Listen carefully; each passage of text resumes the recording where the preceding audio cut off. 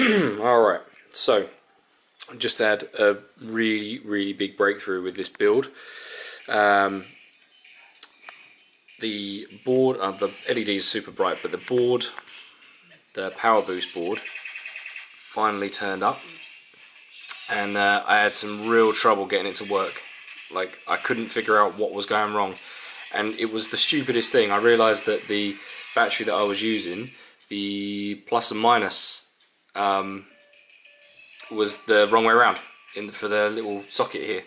Like, that's where it was originally wired for the other board. It was the other way around, and it's taken me forever just to think of the simplest thing. So the power's running off this board. We've got a 3800 milliamp battery running at 3.7 volts. That goes into the power boost. The power boost now outputs at 5.2 into the twin USBs, which I've... God, this thing's so bright. The twin USB Type A socket that I've soldered on. What I did was I removed the two inner power cables, because it's got four little pins in parallel.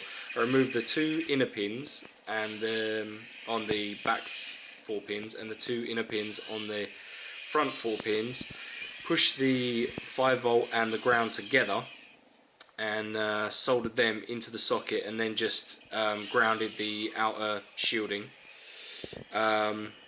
Then I've just soldered on, I don't know if you can see, I've just soldered on a small, hang on, that's it.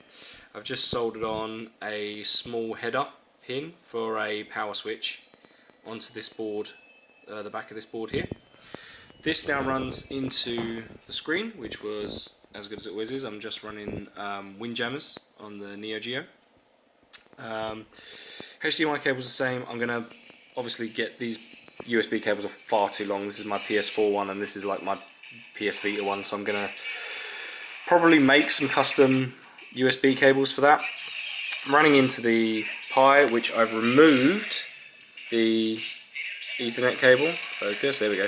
I've removed the Ethernet port here so I can get it nice and flush to the case.